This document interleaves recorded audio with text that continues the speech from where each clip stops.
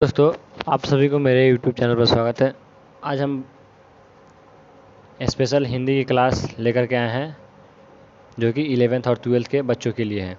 ठीक है, तो आप मेरे YouTube चैनल पर नए हैं तो प्लीज़ चैनल को सब्सक्राइब कीजिए, लाइक कीजिए और दोस्तों के पास शेयर कर दीजिए ताकि उनको भी हिंदी पढ़ने, लिखने और बोलने का अनुभव हो और एग्ज़ाम में या बिहार बोर्ड के एग्ज़ाम में बैठे तो 100% में से 100% मार्क्स आए ज़रूर। ठीक है, तो हम आज आगे बढ़ते हैं। देखिए क्या है, बिहार बोर्ड के लिए है, बच्चों के लिए है।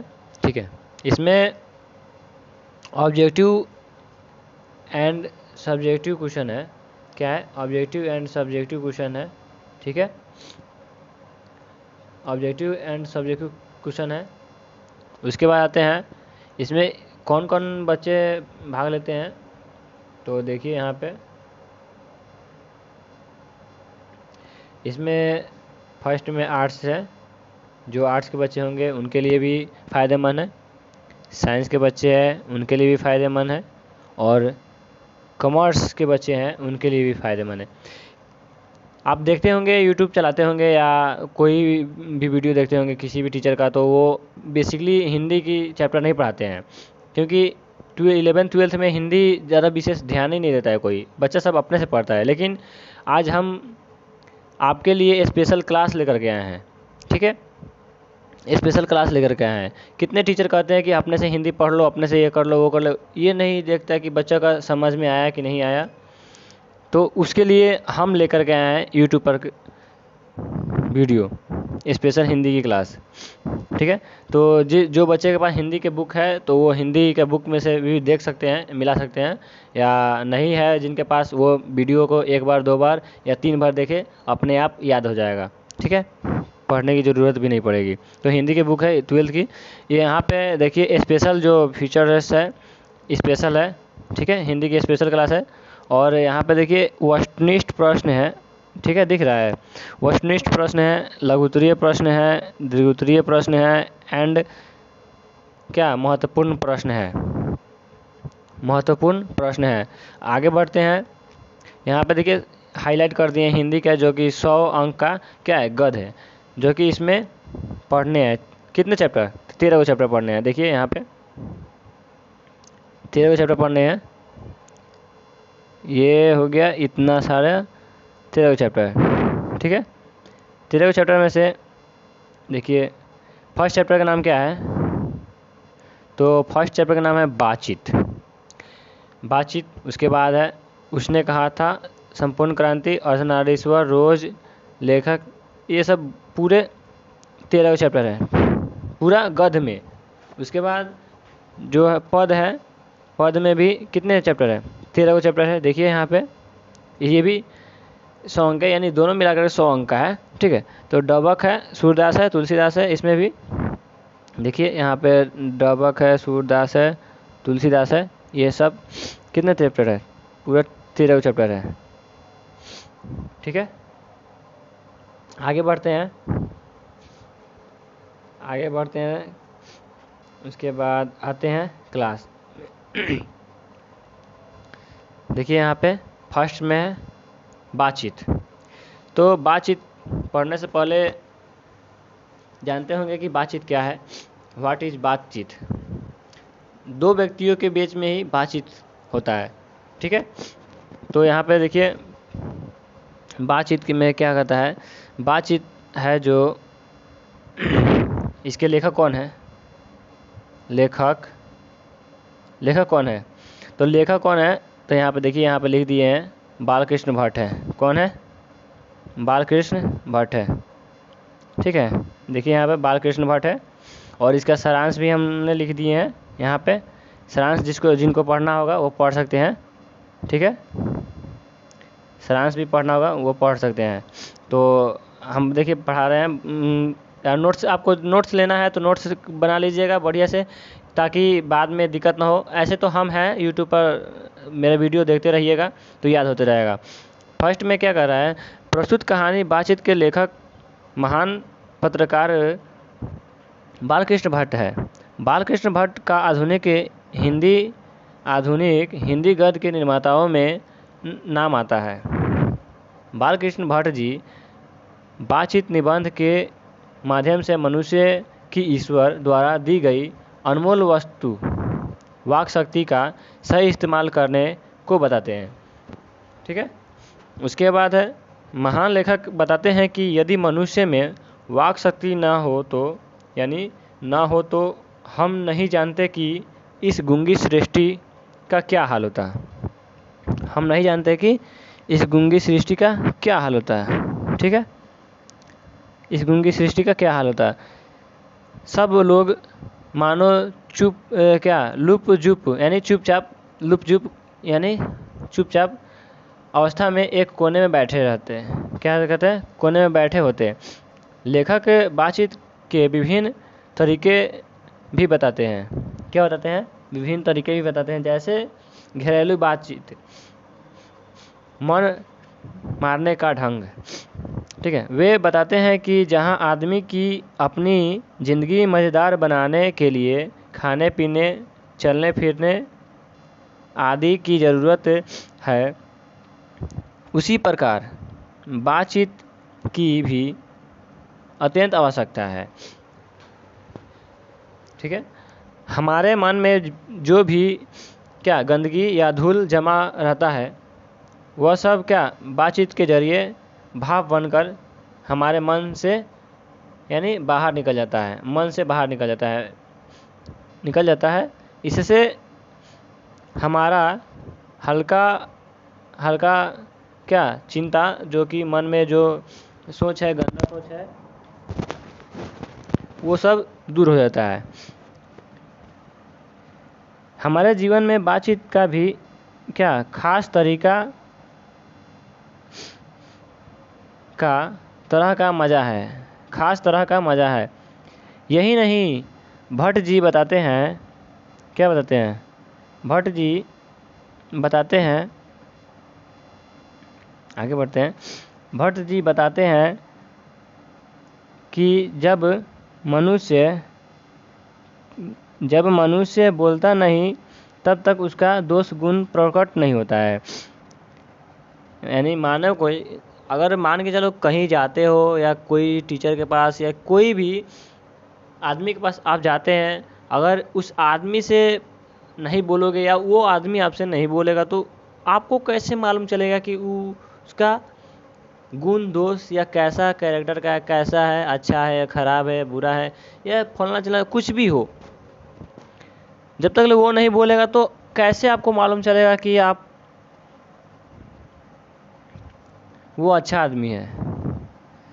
वही इसमें बातचीत के माध्यम से बालकृष्ण भट्ट जी बता रहे हैं। ठीक है, गुण दोष प्रकट नहीं होता है। महान विद्वान वेन जॉनसन, यहाँ देखिए ये इम्पोर्टेंट है, महान विद्वान वेन जॉनसन का कहना है कि बोलने से मनुष्य के रूप का सही साक्षात्कार हो पाता है। वे कहते हैं कि 4 से अधिक की बातचीत तो केवल रामवल कह लगाइए।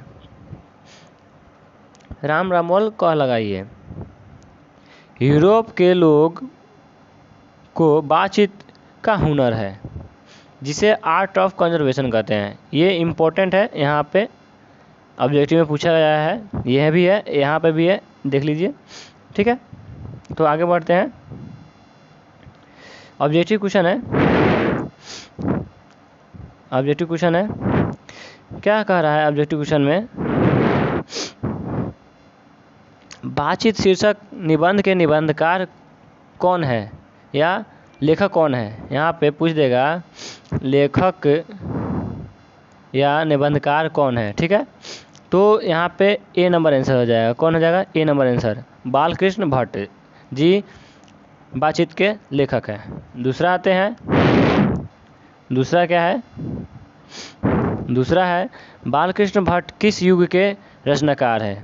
तो बालकृष्ण भट्ट किस युग के रचनाकार है? ठीक है, तो भारतेंदु युग के रचनाकार है। बी नंबर आंसर हो जाएगा। क्या है? बी नंबर आंसर हो जाएगा। उसके बाद आते हैं 3 नंबर क्वेश्चन। 3 नंबर क्वेश्चन क्या कह रहा है? 100 अजान एक सुजान उपन्यास के लेखक कौन है? तो इसका भी आंसर देखिए कौन है? बालकृष्ण भट्ट। 100 अजान एक सुजान के लेखक का उपन्यास कौन है? कौन बोला था? इनका उपन्यास लिखा हुआ है 100 अजान एक सुजान, ठीक है। तो इसके लेखक कौन है? बालकृष्ण भट्ट जी है। आगे बढ़ते हैं 4 नंबर क्वेश्चन। क्या है? 4 नंबर क्वेश्चन है। 4 नंबर क्वेश्चन क्या कर रहा है? आर्ट ऑफ कंजर्वेशन कहाँ के लोगों में सर्वाधिक प्रचलित है? तो अभी नाम बताए हैं ऊपर कि इम्पोर्टेंट क्वेश्चन है। तो आर्ट ऑफ कंजर्वेशन कहाँ के हैं? पढ़े हैं ना? तो कहाँ के हैं? यूरोप के हैं। ए नंबर आंसर हो जाएगा। क्या हो जाएगा? ए नंबर आंसर। अगर आप नोट्स बनाना चाहते हैं तो नोट्स भी बना सकते हैं कॉपी में, स्क्रीनशॉट भी लेना चाहते हैं स्क्रीनशॉट ले लीजिएगा, ठीक है, ताकि बाद में आगे दिक्कत ना हो आपको। नहीं तो यूट्यूब खोलिएगा और सर्च मारिएगा, आराम से आ जाएगी। और एक बार नहीं याद हो रहा है, 2 बार याद नहीं हो रहा है, 3 बार याद नहीं हो रहा है, 10 बार देखो, 20 बार देखो, ये चैप्टर पूरा दिमाग में बैठ जाएगा। और हिंदी में आपको 100 में से 100 में कोई भी नहीं रोक सकता है। यहाँ तक भगवान जी भी आपको नहीं रोक सकता है कि 100 में से 100 कम एक आ जाए। अगला क्वेश्चन बढ़ते हैं 5 नंबर। बालकृष्ण भट्ट ने किस पत्रिका का संपादन किया था?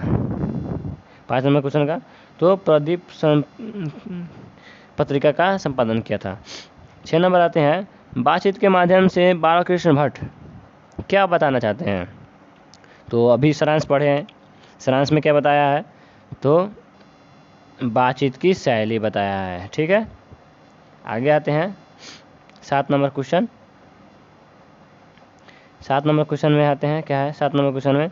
निम्नलिखित में से बालकृष्ण भट्ट का निवास स्थान कौन सा था? यहाँ पे देखो पूछ दिया, या कहाँ के थे। ये भी इम्पोर्टेंट होता है, ये मत समझिएगा कि नहीं, घुमा के पूछ देगा परीक्षा में, एग्जाम में, तो आप सोचते रह जाइएगा। तो बालकृष्ण भट्ट पूछ देगा बालकृष्ण भट्ट का निवास स्थान या जन्म स्थान या कहाँ थे, तो याद रखिएगा इलाहाबाद उत्तर प्रदेश के थे, ठीक है।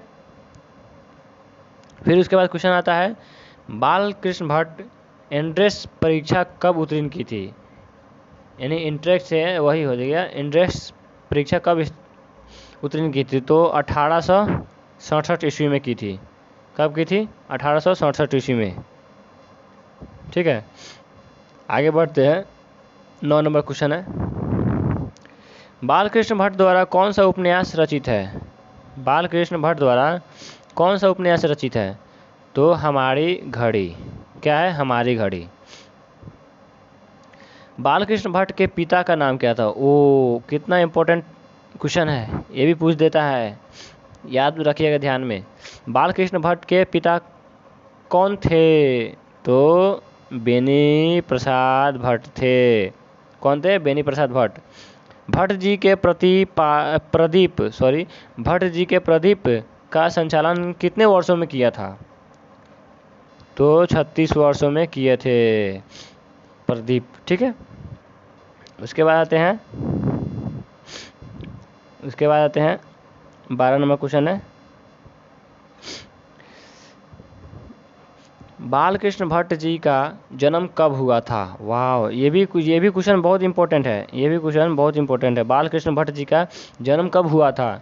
तो उनका जन्म कब हुआ था? तो 23 जून 1844 ईस्वी में हुआ था। कब हुआ था? 23 जून 1844 ईस्वी में हुआ था, याद रखिएगा। 13 नंबर क्वेश्चन आते हैं। बालकृष्ण भट्ट की मृत्यु कब हुई थी? ये भी पूछ देता है। या बालकृष्ण भट्ट का यहाँ पे पूछ देगा निधन कब हुई थी? निधन कब हुआ था? तो याद रखिएगा 20 जुलाई 1914 ईस्वी में हुई थी। कब हुई थी? 20 जुलाई 1914 ईस्वी में हुई थी, ठीक है। उसके बाद आता है बालकृष्ण भट्ट की माँ का नाम क्या था? वाह, देखिए माँ का भी नाम पूछ दिया है। तो बालकृष्ण भट्ट का माँ का नाम क्या था? तब पार्वती देवी था। क्या है? पार्वती देवी। उसके बाद आते हैं 15 नंबर क्वेश्चन है। बालकृष्ण भट्ट के जरिए भाप बनकर क्या बाहर निकल जाता है या जाता था? तो अभी सारांश में पढ़े हैं, क्या पूछ रहा है इसमें, भाप बनकर क्या भाप बन करके? तो मवाद और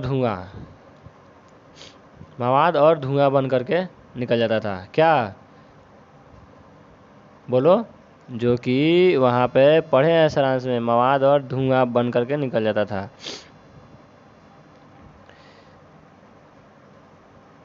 टेंशन जो कि है या चिंता है या किसी का सोच है, वो सब भाव बन करके गंदा जो मन में विचार आता था वो सब भाव बन करके निकल जाता था बातचीत के जरिए। 16 नंबर क्वेश्चन आते हैं, बालकृष्ण भट्ट जी ने किस शब्दकोश का संपादन किया है? तो उन्होंने हिंदी शब्दकोश का संपादन किया है। किसका किया है? हिंदी शब्दकोश का संपादन किया है। 17 नंबर क्वेश्चन आते हैं, मनुष्य में डॉट डॉट न होती तो हम नहीं जानते कि इस गूंगी सृष्टि का क्या हाल होता। क्या हाल होता? इस गूंगी सृष्टि का क्या हाल होता है ना? तो क्या हाल होता जानते ही है। वाक शक्ति, अभी ना सारांश में पढ़े हैं, वाक शक्ति ना होती तो गूंगी रह जाती सृष्टि। ठीक है, उसके बाद आते हैं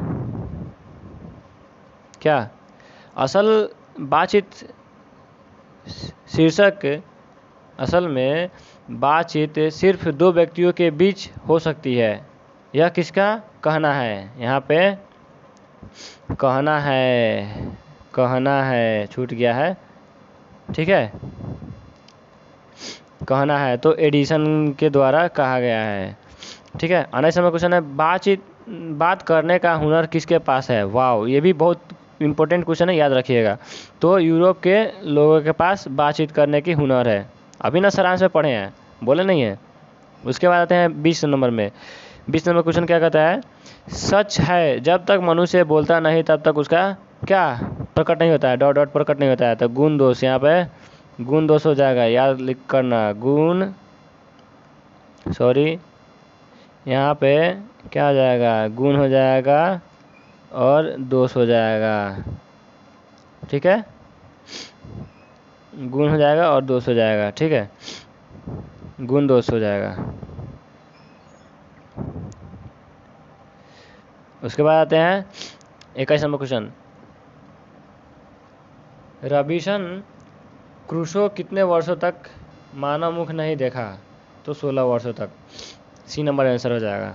उसके बाद आते हैं क्वेश्चन आंसर एंड क्वेश्चन के बारे में आएंगे, देखेंगे। ठीक है, आगे बढ़ते हैं। क्या कर रहा है क्वेश्चन, क्या कर रहा है, अगर हम में वाक शक्ति ना होती तो क्या होता? ये भी जो कि 2 नंबर का पूछता है क्वेश्चन, जो कि क्या 50 शब्दों में भी लिखना पड़ता है। ठीक है, तो आंसर यहाँ पे है, देखिए आंसर में क्या कर रहा है, अगर हम में वाक शक्ति ना होती तो यह समस्त सृष्टि गूंगी होती। ठीक है, सभी लोग चुपचाप बैठे रहते और हम जो बोल कर एक दूसरे के साथ सुख दुख का अनुभव करते, वह शक्ति न होने के कारण एक दूसरे से कह सुन नहीं पाते और न ही अनुभव कर पाते। इसका अर्थ क्या होता है? तो इसका अर्थ यही हुआ कि अगर हम में बोलने की सृष्टि ना होती तो हम चुपचाप एक कोने में जाकर बैठ रहते और अपना दुख दर्द या किसी को भी नहीं बता सकते, सुख दुख दर्द अपना किसी को भी नहीं बता सकते। तो कैसे मालूम चलेगा कि उसको दुख है या सुख है? जब वो नहीं बोलेगा तब तक हमको मालूम थोड़ी ना चलेगा। वही इसमें बालकृष्ण भट्ट जी बातचीत के माध्यम से बता रहे हैं। ठीक है, 2 नंबर क्वेश्चन आते हैं, क्या कह रहा है 2 नंबर क्वेश्चन, देखिए यहाँ पे, बातचीत के संबंध में वेन जॉनसन और एडिसन के क्या विचार है? इसमें क्या विचार है उनका? तो उनका विचार यही है, क्या विचार है? यही विचार है कि बातचीत के संबंध में वेन जॉनसन का राय है कि बोलने से ही मनुष्य के सही रूप का पता चलता है।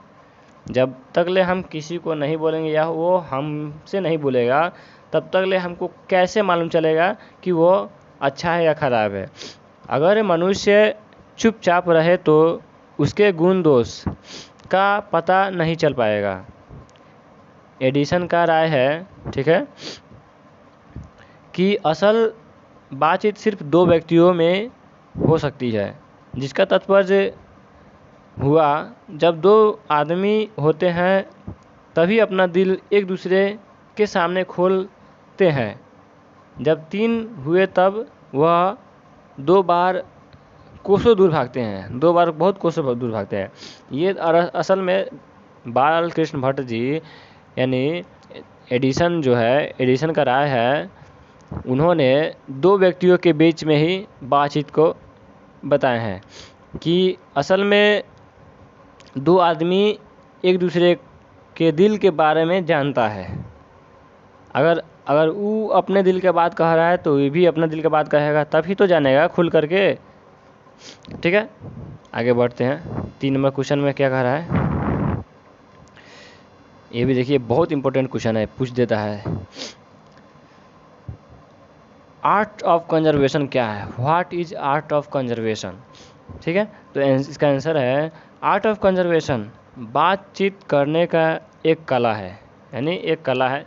जैसे कि एग्जाम्पल के तौर पर ले लेते हैं, किसी को एडिटिंग करने की कला होती है, किसी को फ़ोटो बनाने की कला होती है, या किसी को कुछ भी करने की कला होती है ना, होती है। उसी तरह इसमें बातचीत करने की एक कला है जो कि यूरोप के लोगों में ज़्यादा प्रचलित है।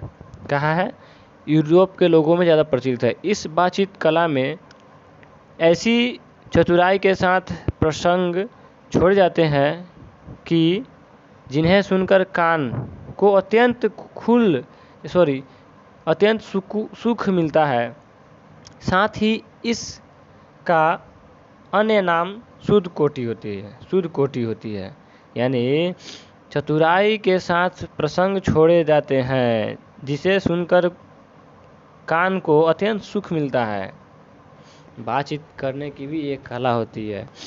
कितना व्यक्ति होता है कि बहुत मधुर बोलता है, कितना बोलता है लगता है कि जैसे कि कान फट गया, समझे। उसके बाद आते हैं 4 नंबर क्वेश्चन क्या कर रहा है। 4 नंबर क्वेश्चन में है, यहाँ पे देखिए 4 नंबर क्वेश्चन क्या कर रहा है। नोट्स बनाते चलिएगा, नहीं तो स्क्रीनशॉट लेते चलिएगा, कॉपी में बढ़िया से लिखिएगा, अच्छा से राइटिंग बैठा करके, कि बाद में आगे चल करके एग्ज़ाम के समय आपको दिक्कत ना हो। नहीं तो हम तो है ही है, यूट्यूब खोलिएगा, मेरा चैनल सब्सक्राइब कीजिएगा, किए हैं तो नोटिफिकेशन गिरवे करेगा, और जा कर के देख लीजिएगा वीडियो। मनुष्य की बातचीत का उत्तम तरीका क्या हो सकता है? इसके द्वारा वह कैसे अपने लिए स्वार्थ नवीन संसार की रचना कर सकता है। यहाँ पर छूट गया है तो यहाँ पर लिखा गया है। तो देखिए यहाँ पे आंसर, देखिए यहाँ पे कहाँ से आंसर है, यहाँ से आंसर है। ठीक है, आंसर यहाँ से है। मनुष्य में बातचीत का सबसे उत्तम तरीका उसका आत्मवार्तालाप है। मनुष्य अपने अंदर ऐसी शक्ति विकसित करे जिसके कारण वह अपने आप से बात कर लिया करे। आत्मवार्तालाप से तात्पर्य क्रोध पर नियंत्रण जिसके कारण अन्य किसी व्यक्ति को कष्ट न पहुँचे। यानी कहने का तात्पर्य है कि मनुष्य में ऐसी शक्ति भी होती है जिससे अपने स्वयं से बात कर लेता भी है। और आत्मवार्तालाप से क्रोध पर नियंत्रण भी हो जाता है कि किसी को मेरे बातों से कष्ट न पहुँचे, तकलीफ न पहुँचे, यही बता रहे हैं। क्योंकि हमारी भीतरी मनोवृत्ति नए नए रंग दिखाया करती है, वह हमेशा बदलती रहती है। इंसान को चाहिए क्या? इंसान को चाहिए कि अपनी जीवा को, यानी जीव हो गया, यानी वही जीवा को काबू में रख कर क्या करे, काबू में रखकर मधुरता से भरी वाणी बोले। यानी जीभ जो होता है ये आप जानबे करते हैं, जिससे ना किसी को कटुरता रहेगी ना बैर, इससे दुनिया खूबसूरत हो जाएगी। बातचीत का यही उत्तम तरीका है। ठीक है, उसके बाद आते हैं व्याख्या, जो कि 5 नंबर में पूछता है। ठीक है, तो व्याख्या करने से पहले देखिए व्याख्या में क्या कर रहा है। ये 5 नंबर क्वेश्चन होता है जो कि 250 या 300 शब्दों में लिखा जाता है, तो व्याख्या में इतना हो जाएगा। तो ए नंबर में है क्या, हमारी भीतरी मनोवृत्ति नए नए रंग दिखाती है। वह प्रपंचाकृत संसार का एक बड़ा भारी आईना है, जिसमें जैसी चाहो वैसी सूरत देख लेना कोई दुर्घट बात नहीं है। तो आंसर है, यहाँ से देखिएगा, थोड़ा टाइपिंग करने में दिक्कत रहता है ना, इसीलिए। प्रस्तुत पंक्तियाँ विद्वान लेखक बालकृष्ण भट्ट द्वारा रचित बातचीत शीर्षक निबंध से लिया गया है। इन पंक्तियों में लेखक ने लिखा है कि जब मनुष्य समाज में रहता है तो समाज से ही भाषा सीखता है। भाषा उसके विचार अभिव्यक्ति का माध्यम बन जाती है, परंतु उसके अंदर की मनोवृत्ति स्थिर नहीं रहती है। मनोवृत्ति जो की होती है स्थिर नहीं रहती है। कहा भी गया है कि चित्त बड़ा चंचल होता है, यानी मन, चित्त माने मन होता है जो कि बड़ा चंचल होता है। इसकी चंचलता के कारण मनुष्य दूसरे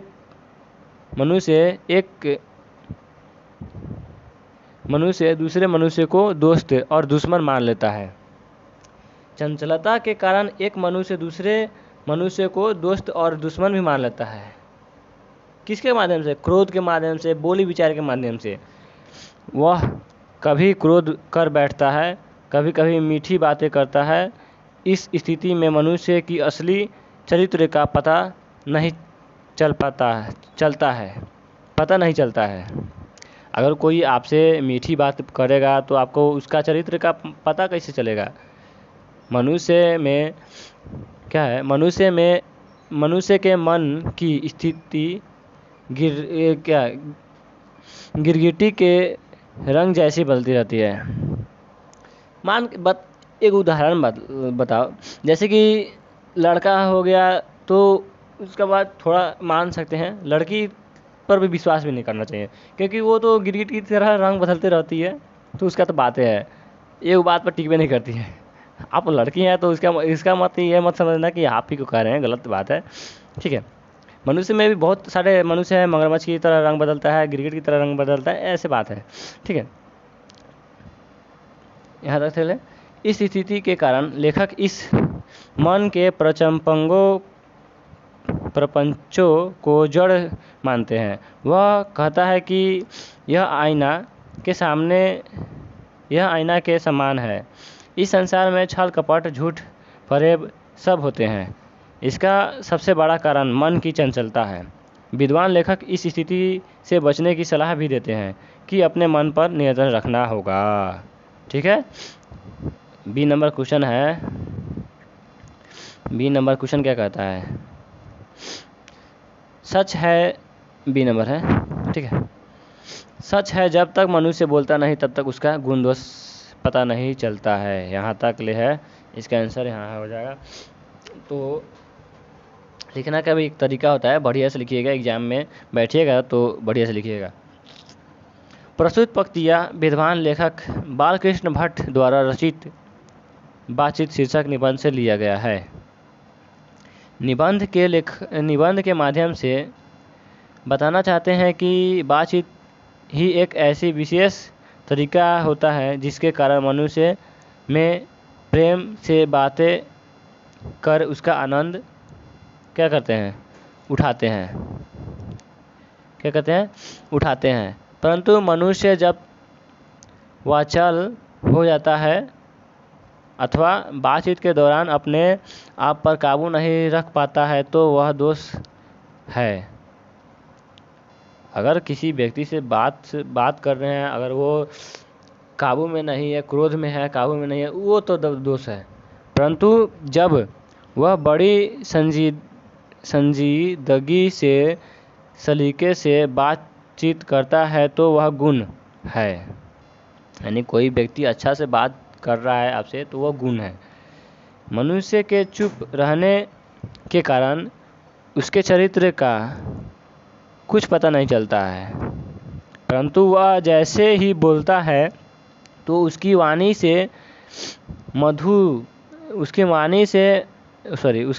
के माध्यम से गुण दोष का पता लगता है, प्रकट होता है। ठीक है, यहाँ तक ले पढ़ा दिए। आप नोट्स बना लीजिएगा, स्क्रीनशॉट ले लीजिएगा, और नहीं तो फिर से दोबारा आप वीडियो को देख सकते हैं। वीडियो अच्छी लगी तो लाइक कीजिए, सब्सक्राइब कीजिए और दोस्तों के पास शेयर कीजिए, ताकि हिंदी की स्पेशल क्लास चल रही है। ये फर्स्ट चैप्टर था। ठीक है, अगला चैप्टर है, देखिए क्या है। अगला चैप्टर है उसने कहा था, जो कि अगले क्लास में पढ़ाएंगे। ठीक है, तो आप मेरे यूट्यूब चैनल पर नए हैं तो प्लीज़ सब्सक्राइब कीजिएगा, लाइक कीजिएगा और दोस्तों के पास शेयर कीजिएगा, ताकि उनको भी हिंदी की स्पेशल बैच चले और करे और हिंदी बोलना सीखे और लिखना भी सीखे। ठीक है, जय हिंद, जय भारत।